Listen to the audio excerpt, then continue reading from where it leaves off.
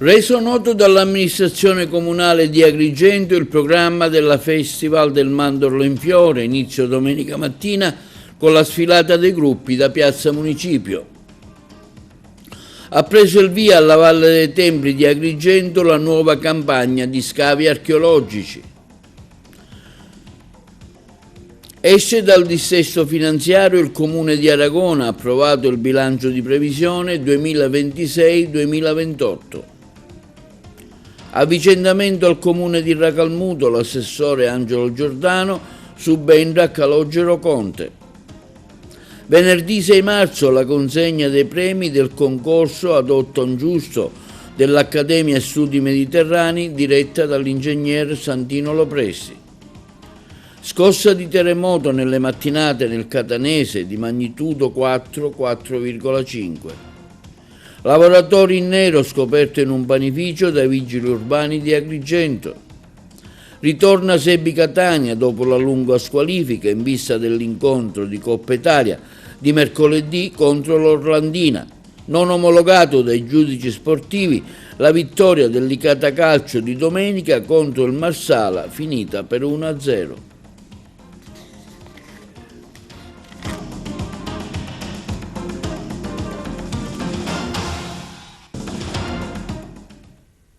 Buongiorno, benvenuti col nuovo appuntamento di TV Notizie di oggi 4 marzo, mercoledì. Reso noto il programma per l'edizione 2026 da parte dell'amministrazione comunale di Agrigento della festa del Mandorlo in Fiore, in programma ad Agrigento dal 7 al 15 marzo. Il servizio. Reso noto dall'amministrazione comunale di Agrigento il programma per l'edizione 2026 del Mandorlo in Fiore, in programma in città dal 7 al 15 marzo. Un evento ricco di spettacoli, musiche, danze, suoni, intrattenimento, iniziative enogastronomiche, eventi collaterali, che vedrà le strade e le vie di Agrigento trasformarsi in un palcoscenico a cielo aperto per celebrare l'unione e la fratellanza tra i popoli del mondo. Il 70° Mandorlo in Fiore, insieme al 68° Internazionale del Folklore e il 23° Festival Internazionale dei Bambini del Mondo, sarà un connubio, un unico evento capace di accomunare storie e tradizioni con una prospettiva rivolta al futuro, all'inclusione e all'integrazione. Parteciperanno al Festival Internazionale del Folklore i gruppi folk internazionali in rappresentanza dei paesi della Bulgaria, Colombia, Croazia, Ecuador, Georgia, India, Kosovo, Macedonia, Malesia, Malta, Marocco, Messico, Perù, Romania, Serbia, Ungheria e Ucraina. Presenti anche i gruppi di 6 nazioni per i bambini del mondo, quelli di Costa Rica, Bulgaria, Kirghizistan, Macedonia, Messico e Polonia. Gli eventi inizieranno domenica 8 marzo alle ore 10 con la sfilata dei gruppi internazionali e regionali da Piazza Pirandello al Viale della Vittoria, alle 16 l'esibizione in Piazza Cavour, la Torta della Pace, alle 17:30 la Sagra e Donna, martedì 17 l'itinerario del decumano alle ore 17:30, cerimonia di accensione del tripode dell'amicizia, Concordia Mundi, l'armonia del mondo. Venerdì 13 marzo, in prefettura alle 9:30, cerimonia di ricevimento delle rappresentanze dei folk internazionali, quindi lo scambio dei doni. Successivamente alle ore 11 la sfilata dei gruppi folk da Piazza Pirandello a Piazza Cavour, il saluto del sindaco, la fiaccolata dell'amicizia, la sfilata dei gruppi folk internazionali. Alle ore 21 al Palacongressi il 68° Festival Internazionale del Folklore presentato da Crizia Fornasier e da Carmelo Lazzaro. Quindi la conclusione domenica 15 marzo dalle ore 9, la sfilata dei gruppi folk internazionali, regionali, bambini e carretti siciliani, da Piazza Pirandello al Viale della Vittoria alle 14, al Tempio della Concordia, alla Valle dei Templi, cerimonia finale e assegnazione del Tempio d'Oro 2026. Ha preso via presso la Valle dei Templi di Agrigento la 7ª campagna di scavi condotta presso il Gymnasium in collaborazione con la Freie Universität di Berlino, che dal 2023 conduce insieme al Parco Archeologico e al Politecnico di Bari un'attività di indagine che sta restituendo importanti risultati. L'attuale fase di scavo parte dai risultati straordinari ottenuti nella precedente missione, che ha permesso di identificare strutture uniche nel panorama del Mediterraneo occidentale. È stato infatti riportato alla luce un auditorium coperto da circa 160 posti, caratterizzato da gradini in calcarenite, probabilmente destinato all'istruzione intellettuale e retorica. Accanto ad esso gli archeologi hanno individuato un ampio ambiente interpretato come spogliatoio e un'iscrizione monumentale che testimonia importanti lavori di ristrutturazione del tetto dedicati a Hermes ed Ercole, divinità protettrici della gioventù e dello sport.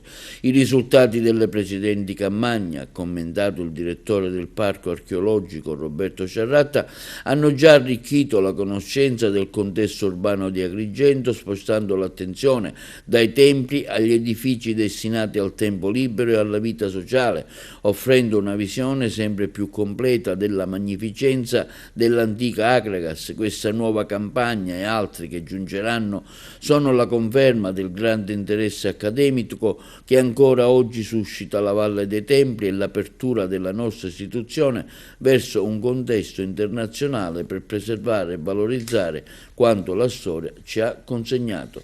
L'attività di scavo, conclude il direttore del parco, procederanno fino al prossimo 28 marzo.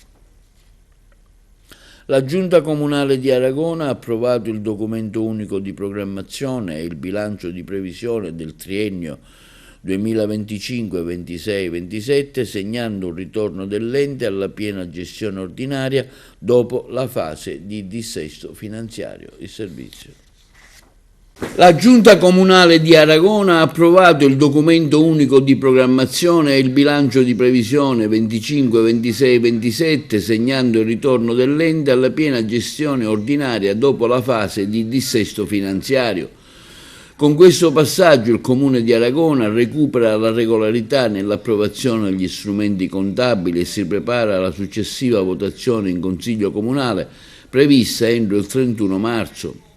Il sindaco Giuseppe Pendolino e la Giunta esprimono soddisfazione per il risultato raggiunto, sottolineando come l'approvazione dei documenti finanziari permetterà di procedere rapidamente con le procedure selettive per le progressioni verticali del personale, le procedure selettive per la stabilizzazione dei lavoratori ASU, lo sblocco dei trasferimenti statali fermi al 2023. È un atto, afferma Pendolino, che segna l'avvio di una nuova fase amministrativa orientata alla programmazione e alla stabilità finanziaria dell'ente. L'assessore al bilancio Francesco Moreale afferma: l'approvazione del DUP e del bilancio di previsione rappresenta un passaggio fondamentale per il futuro amministrativo di Aragona. Dopo anni complessi, il Comune di Aragona torna finalmente a operare in un quadro di piena normalità contabile, una condizione indispensabile per programmare con serietà e garantire servizi efficienti alla cittadinanza. Desidero rivolgere inoltre un ringraziamento al responsabile dei servizi finanziari, il geometra Gero Alongi, al personale del relativo ufficio che lo ha collaborato e ai responsabili degli altri settori per la collaborazione prestata e al segretario generale, il dottor Vinci Guendra, per il coordinamento dei lavori. Un ringraziamento anche al senso di responsabilità dimostrato finora va anche ai consiglieri comunali che hanno reso possibile arrivare a questo agognato traguardo. La collaborazione tra amministrazione e uffici è stata determinante per riportare Aragona in una condizione di piena normalità amministrativa. Al via al Liceo Leonardo di Agrigento una settimana di iniziative culturali in vista della festa della donna dell'8 marzo. Ieri l'incontro con la dirigente scolastica Laura Sanfilippo, autrice del libro Donne d'Italia. L'intervista alla dirigente scolastica Patrizia Pilato dalla collega Margherita Trupiano. Patrizia Filato, dirigente scolastico del Liceo Scientifico Leonardo. Oggi una platea attentissima e preparata ha assistito alla presentazione del libro di Laura San Filippo, Donne d'Italia, un'iniziativa che rientra nella settimana dell'8 marzo. Illustraci cosa prevede questa settimana e in particolare perché è ritenuto di inserire il libro di Laura San Filippo. Sì, indubbiamente, cara Margherita, questo è il secondo incontro di questa settimana che noi ormai da qualche anno dedichiamo all'8 marzo, quindi celebrare la giornata internazionale della donna non vuole essere ovviamente un appuntamento annuale unico, per noi vuole essere un momento di celebrazione continuo che permea tutto l'anno scolastico anche attraverso l'inserimento di questa tematica nel nostro curriculum di educazione civica, ma in particolare all'8 marzo dedichiamo una settimana perché appunto vogliamo in qualche modo celebrare la donna nella sua unicità e al contempo nella sua complessità.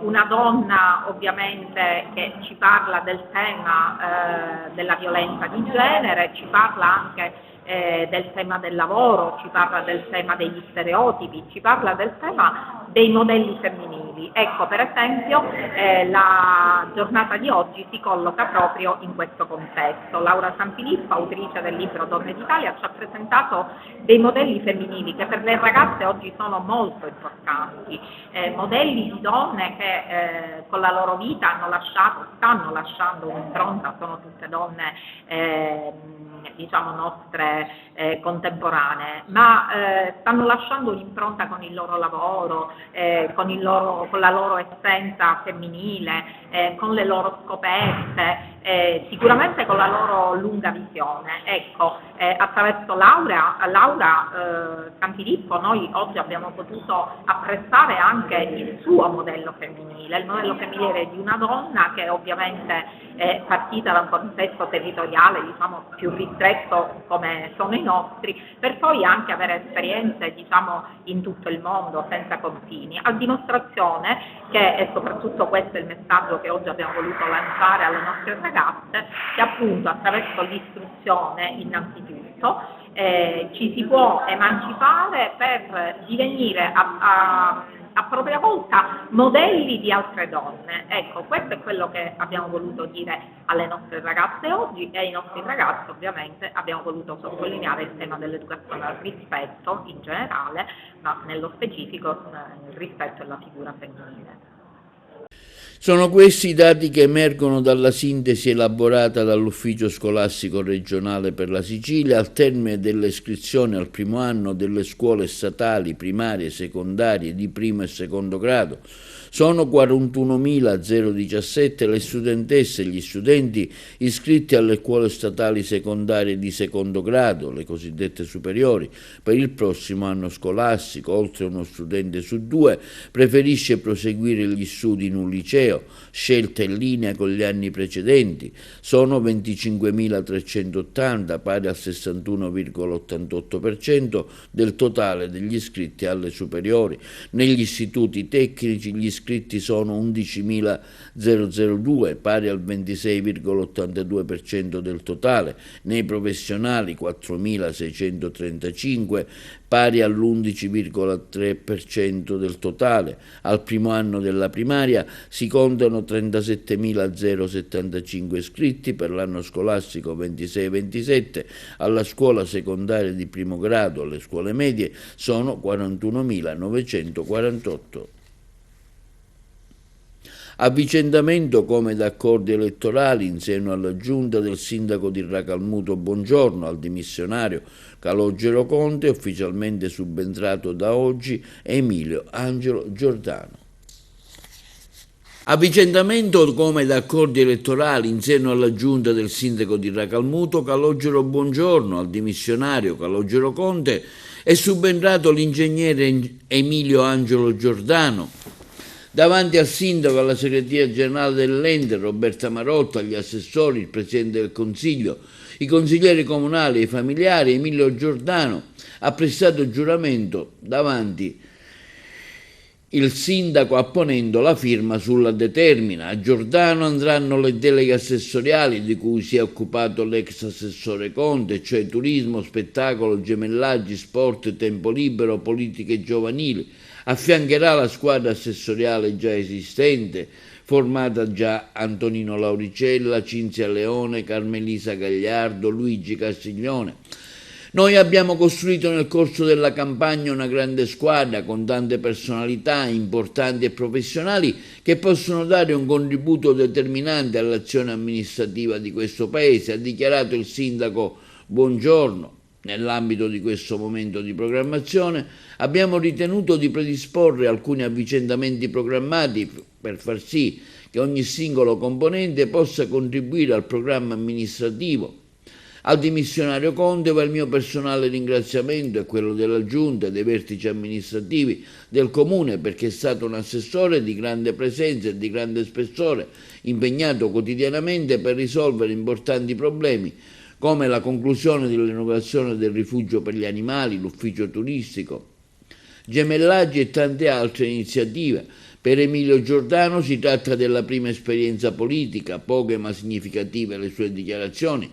Ringrazio la compagine amministrativa, i miei familiari, principalmente al gruppo Politica Bufalino Falco.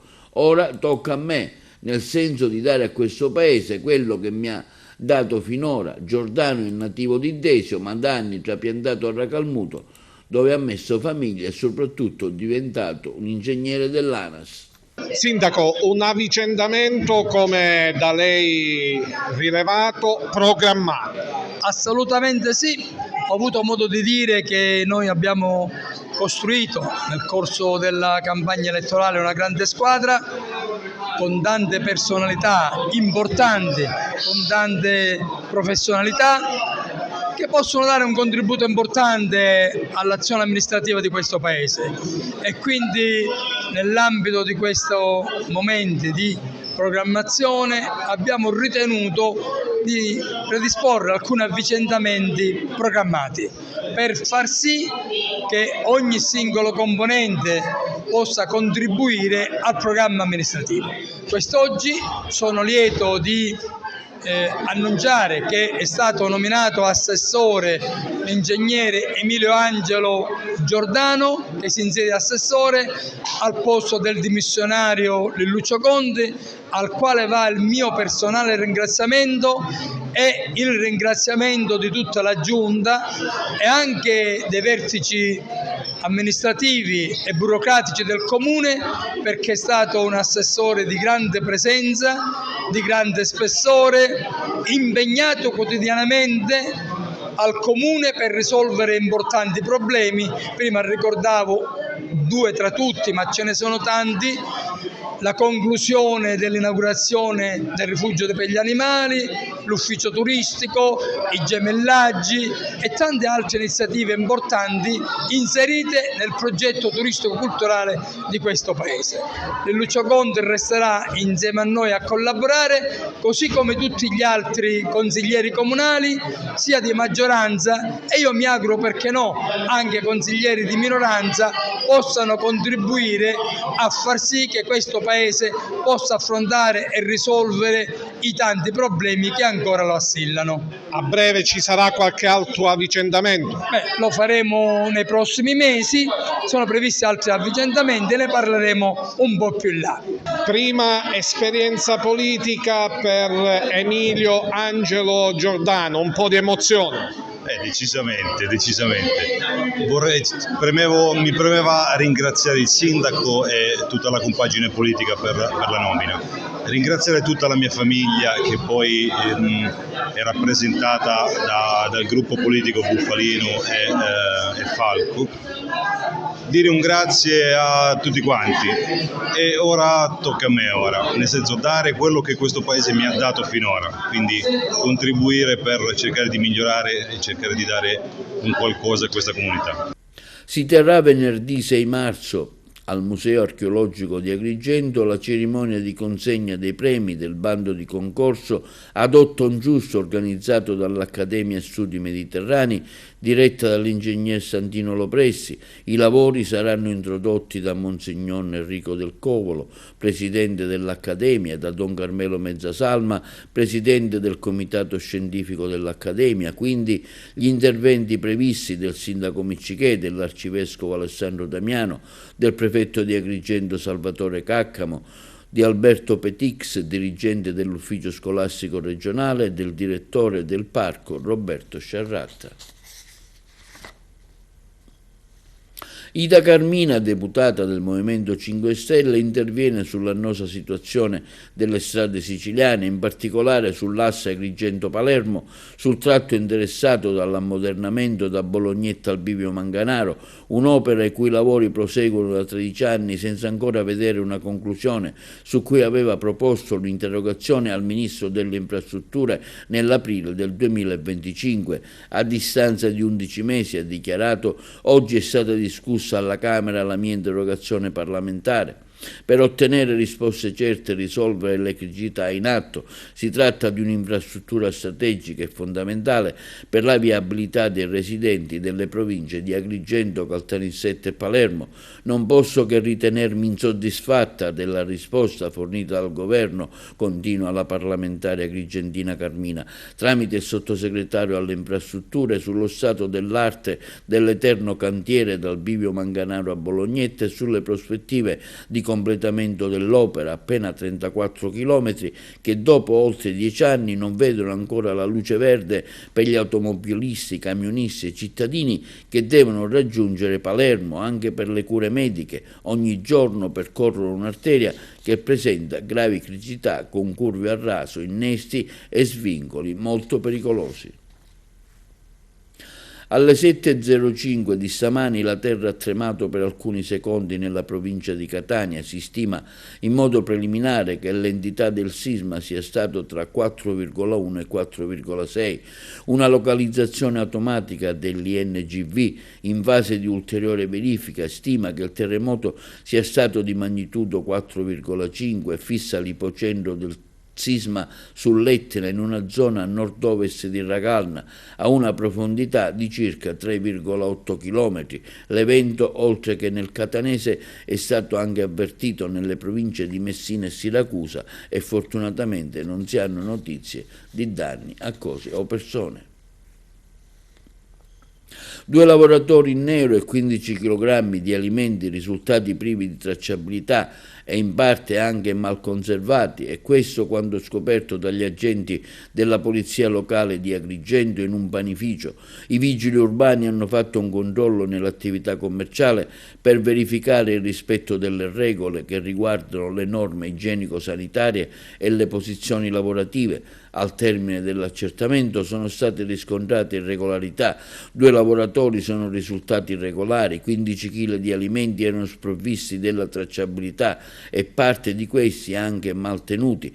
Per questo motivo nei confronti del titolare del panificio è scattata una sanzione di circa 10.000 euro. Il commerciante ha già provveduto a regolarizzare la posizione dei dipendenti, evitando così la chiusura dell'attività.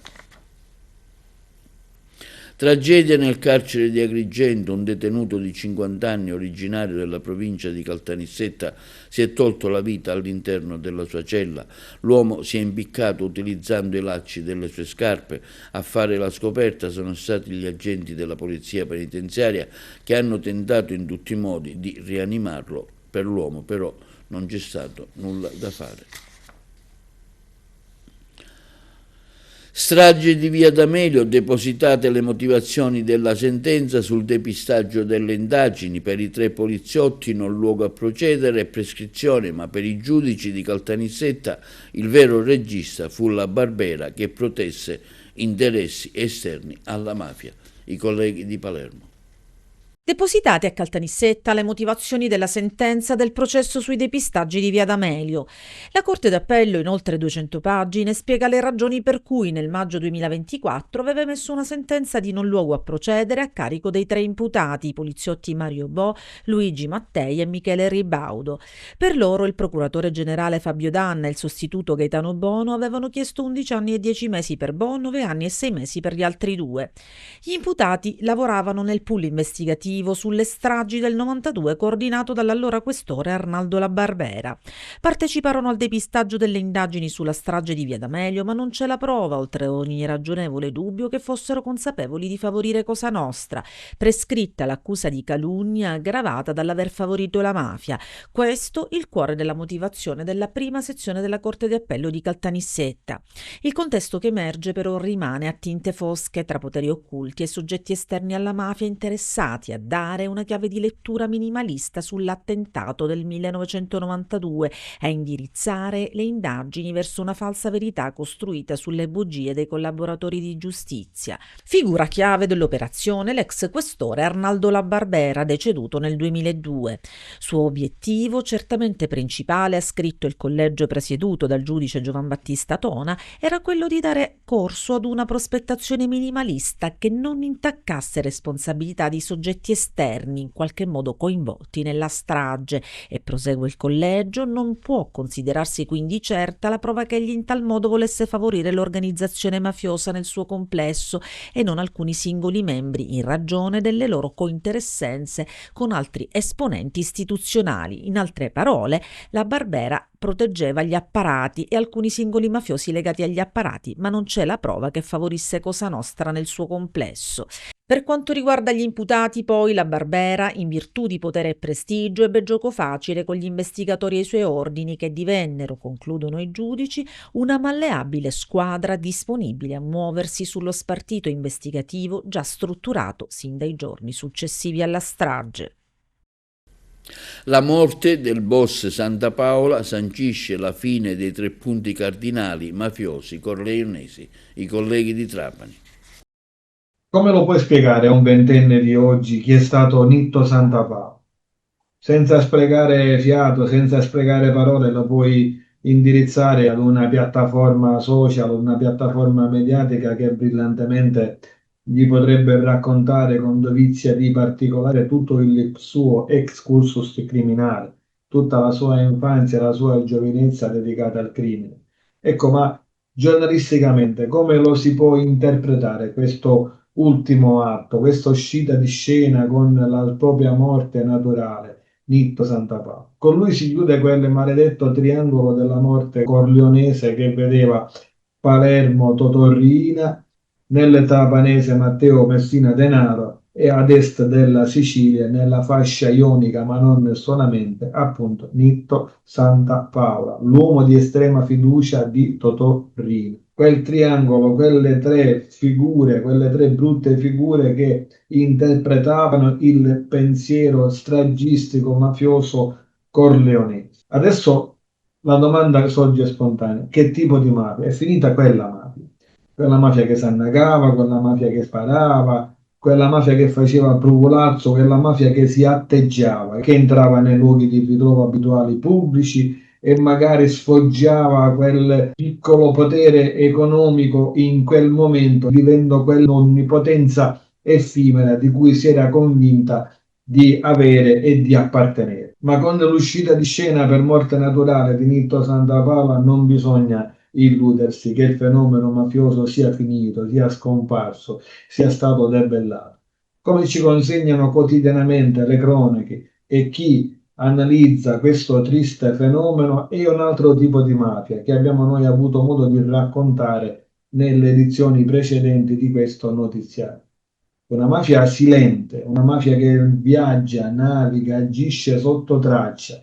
La finanza mafia, qualcuno l'ha definito la mafia finanza, ecco che non si conosce più il confine dell'una o dell'altra. Una mafia che deve tenere conto dei supporti tecnologici all'avanguardia di cui sono dotati gli inquirenti e le forze dell'ordine. Questo si può dire a un ragazzo, a un ventenne di oggi. Esce di scena un padrino della mafia corleonese che operava con la sua influenza mafiosa ad est ionico-siciliano, ma non occorre illudersi che la mafia è finita. Si chiude quel fenomeno che era legato a quei tre pilastri, ripeto, Totò Riina, Matteo Messina Denaro, Nitto Santapà. Dove è stato allora fortunato il ventenne di oggi rispetto al ventenne della mia generazione, che almeno non ha vissuto quella parentesi, quella giovinezza, fatta di saracinesche e di attività commerciali che alle 19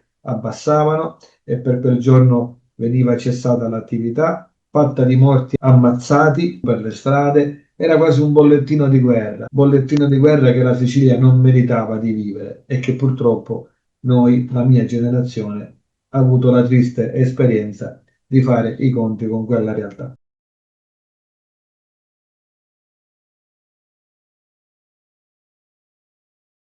Linea alla regia per la pubblicità.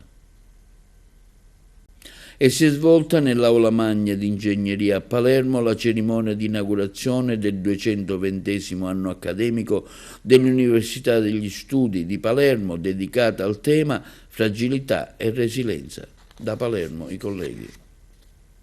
Si è tenuta questa mattina nell'Aula Magna del Dipartimento di Ingegneria la cerimonia di inaugurazione del 220° anno accademico dell'Università di Palermo, dedicato al tema fragilità e resilienza. Per la prima volta ha presentato ed eseguito l'inno ufficiale dell'Ateneo, segnando un momento storico per l'università. Sono intervenuti il rettore Massimo Midiri, il direttore generale Antonio Sorce e rappresentanti della comunità universitaria. È un tema che abbiamo pensato molto, pensando ai ragazzi, perché in realtà oggi siamo di fronte a una popolazione studentesca attiva, presente, ma con alcuni problemi che nascono probabilmente da una condizione generale di malessere, certamente acuita dal Covid, che oggi ancora purtroppo fa vedere i suoi effetti.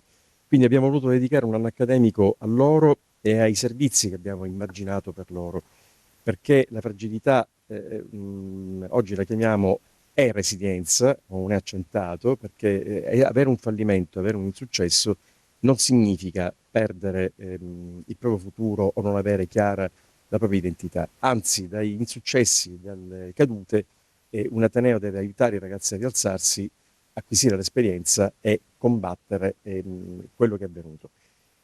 C'è troppa pressione sui ragazzi, c'è una pressione anche familiare che vede il successo come l'indispensabilità di un percorso. Tutto questo noi cerchiamo di trasformarlo in un'opportunità, perché i ragazzi sanno che si cresce, si trasforma, si matura e il periodo, lo stare dentro una comunità come la nostra, che è una comunità fatta di tanti docenti, di amministrativi, ma soprattutto al contatto tra studente e studente, fa crescere questi ragazzi nella consapevolezza che non sono soli. E questo evita tante cose, evita situazioni lievi, situazioni medie, ma a volte anche situazioni molto gravi che non appaiono facilmente. Quindi la responsabilità di un ateneo moderno, mediterraneo, inclusivo come il nostro, è proprio quello di mettere insieme dei sistemi che possono permettere il rilevamento anche pur minimo di qualsiasi fragilità psicologica il ragazzo possa attraversare durante la sua formazione e insieme a lui superarlo per raggiungere l'obiettivo della laurea e quindi di una prospettiva di vita migliore. Ospite della giornata lo scrittore Marco Rovelli, impegnato sui temi dei diritti e delle trasformazioni sociali. Si tratta di capire che le fragilità sono una forza, ma dovrebbero capirlo forse prima di tutto gli adulti, che troppo spesso non si rendono conto delle trasformazioni che i giovani e le giovani hanno subito, cresciuti in un mondo che negli ultimi 40-50 anni è radicalmente cambiato, ha avuto una mutazione antropologica profondissima e dunque i risvolti psichici di questa trasformazione sono altrettanto profondi. Se gli adulti non si prendono la responsabilità di comprendere quanto lo sguardo dei giovani e delle giovani sia dislocato, difficilmente arriveranno a dargli quello spazio necessario per far sì che la fragilità possa trasformarsi in forza.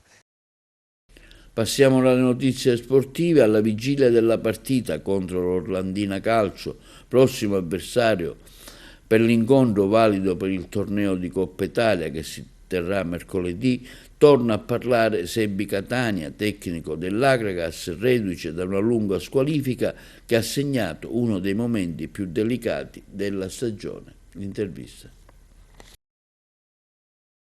Mister Sebbi Catania torna a parlare dopo una lunga squalifica. Quando le ha fatto male stare fuori in questi 3 mesi, considerato che per lei è stata la prima volta di rimanere fuori costretto da una squalifica?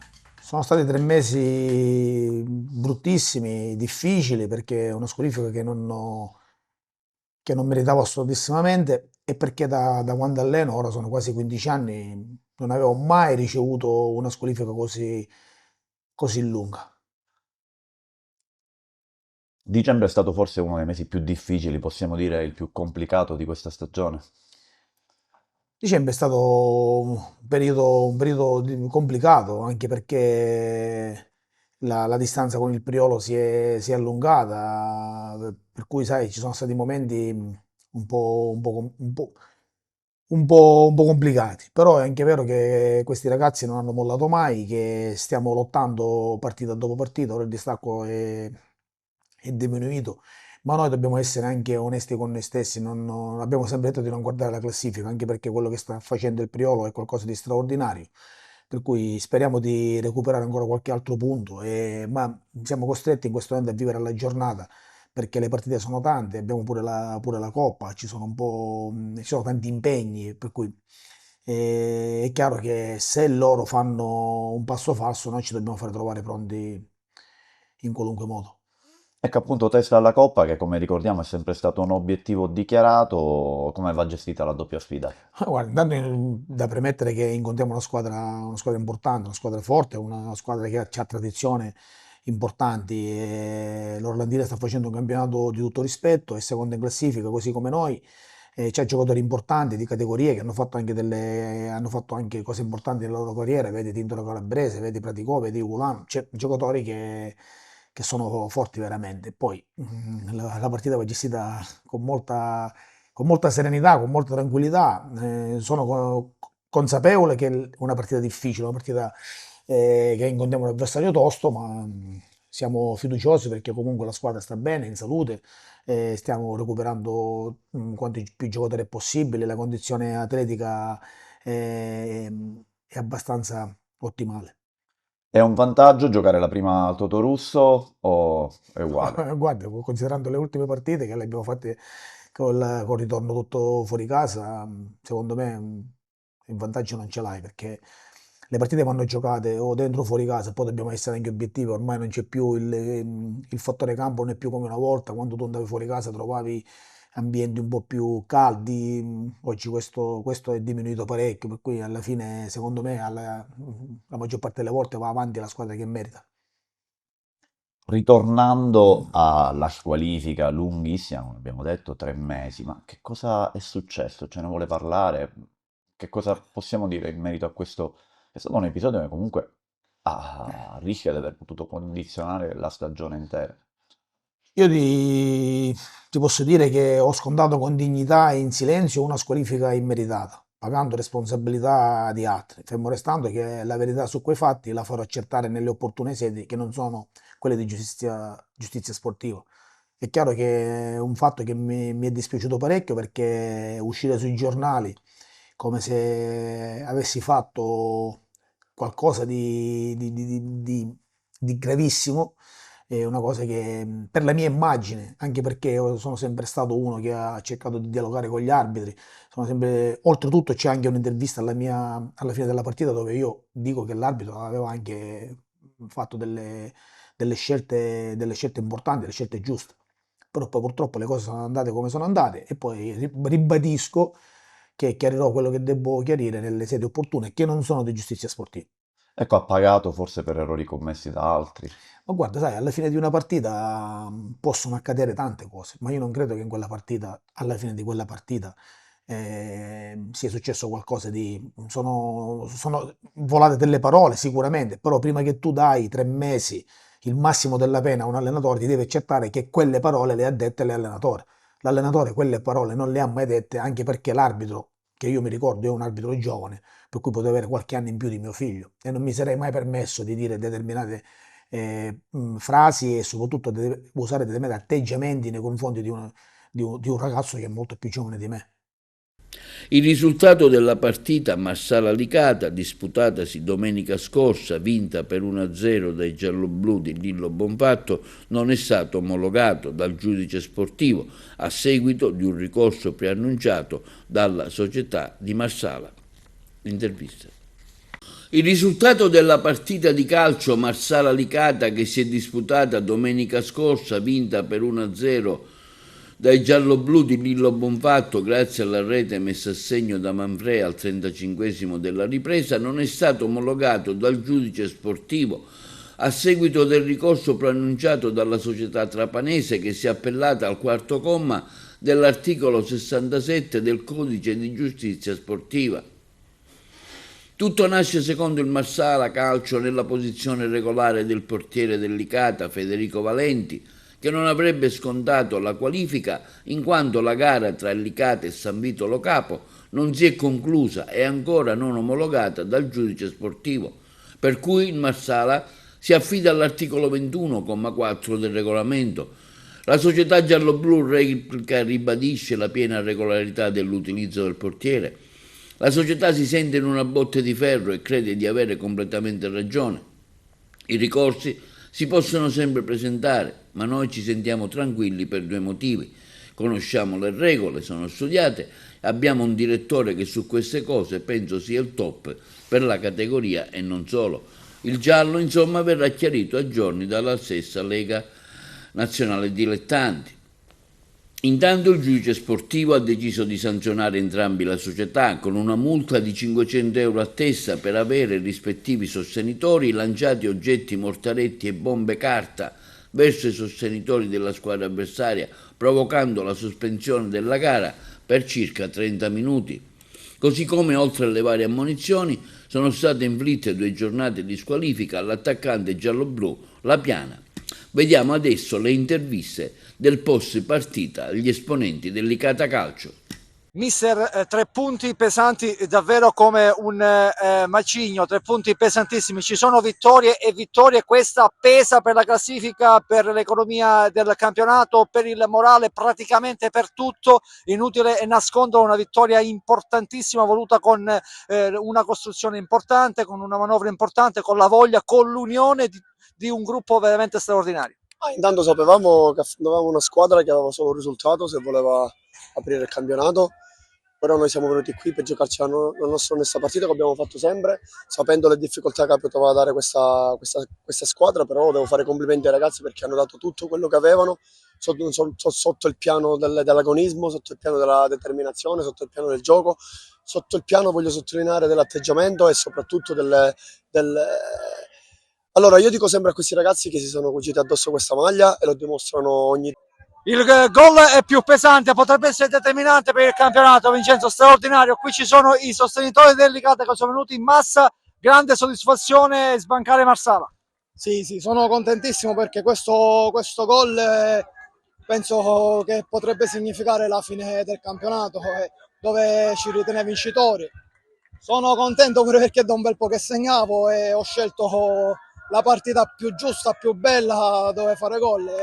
Sono veramente felice perché ci sono stati dei momenti dove ho sofferto tanto, però sì, sei il giocatore più bello dalla terza categoria alla Serie A. La gioia. Grazie alla mia famiglia che mi è stata sempre vicino, non ho mai mollato e oggi sono stato ripagato. La dedica per il gol. La dedica a mia moglie, ai miei figli, mio padre, mia madre, tutti i miei familiari che mi... Presidente, si vive per queste giornate, chi fa calcio lo fa anche e soprattutto per queste giornate, inutile nasconderlo, è così perché la gioia che può regalare una vittoria come questa ripaga anche di tanti sacrifici, non è una vittoria come le altre, è giusto sottolinearlo, una vittoria importante costruita con il gruppo, con l'unione, con i sacrifici, con la voglia di farla. Allora, intanto grandissimi complimenti ai nostri ragazzi, allo staff tecnico e proprio a tutti quanti i giocatori, ai tifosi che sono stati meravigliosi, che sono venuti fino a qua. Sì, è stata una grandissima vittoria. Ancora non c'è la matematica, quindi teniamo sempre teniamo sempre, diciamo, teniamoci alti nella concentrazione. E poi, se mi permettete di dirlo, probabilmente a inizio campionato ritengo che siamo stati un pochino così, non siamo stati presi nella giusta considerazione. Onore sicuramente a tutti gli avversari che sono stati, diciamo, e sono tuttora diciamo, importanti e molto combattivi. Però, detto questo, mi sembra che questa è la nona vittoria fuori casa, adesso non ricordo con esattezza, comunque insomma credo che per i punti fuori casa, se non è il record, poco ci manca. Ritengo che bisogna fare veramente grandi complimenti, ancora manca la matematica, però grandi complimenti a questo gruppo, a questa squadra, e torno a ripetere, magari all'inizio forse, come si dice, un po' più in considerazione dovevamo essere presi. Non sto parlando chiaramente di chi è che ci segue, dei nostri sostenitori, però insomma comunque grandi meriti per la squadra. Evidentemente abbiamo saputo lavorare. E questo è tutto per l'edizione odierna di TV Notizie. Vi ricordiamo che i nostri programmi si possono vedere in tutta Italia sul canale 268 del digitale terrestre, streaming sul sito www.televideoagrigento.tv e il telegiornale sul canale 93 di Via Sicilia alle 15 alle 20 e replica la mattina alle 9. I nostri servizi si possono visionare sul canale YouTube di TVA Televideo Agrigento. E questo è tutto e vi auguriamo una buona serata.